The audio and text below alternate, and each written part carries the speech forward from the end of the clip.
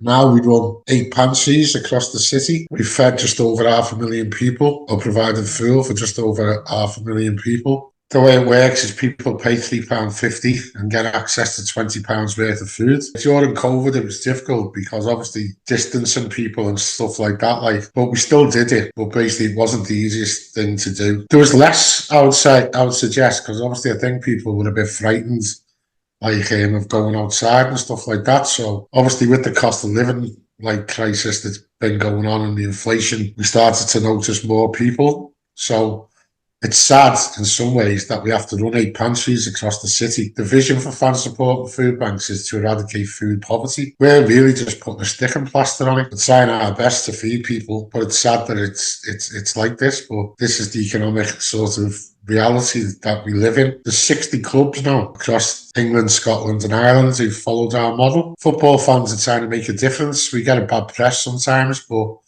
we're just trying to make a difference and give something back to the communities that we're lucky enough to serve. With Fan Support Food Banks, there has to be 2 Liverpool fans and 2 Everton fans. There's me and Ian Byrne who are Liverpool fans. I'm the chair of Spirit of Shankly. It's a massive football union. We've got 500,000 followers. We put £40,000 in cash, basically to the pantry that we'd run in Lodge Lane.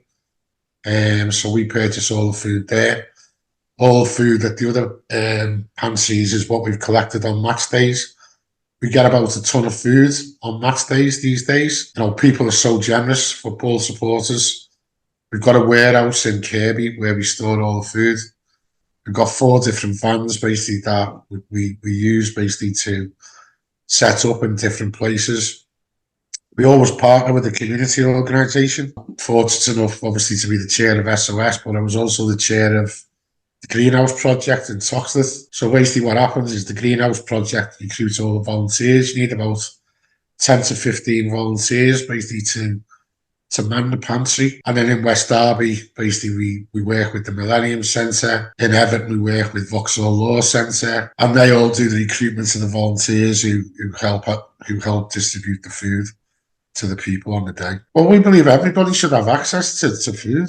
As I said, we've got a national campaign, the Right to Food campaign. We've signed 15 different cities up basically to support it. We want it built into law that basically nobody goes hungry. We want free school dinners basically for every child across the country. We feel everybody should have at least one hot meal a day. We're very much about community kitchens as well, setting up community kitchens. So yeah, we're asking the government to help. But basically, obviously the new governments have inherited this financial crisis and it's difficult. So, with people at the grassroots who are trying to look after their own, that's just what we're trying to do. I'm not feeling overly optimistic, I've got to say. I'd like to think that things can get better, but it's not going to be easy. I always say probably the fastest growing sector in the country is food banks and food pantries. But as I said, that's the reality. So we just want to help our own people. So if we're lucky enough basically to be able to get food, we want to give it to the people who need it the most. We also provide clothing as well. And we have a deal with FareShare, so we get food off FareShare as well, but we have to pay for that as well. I'd just say for anybody who's going to match, please basically pick up some groceries and stuff like that and drop them off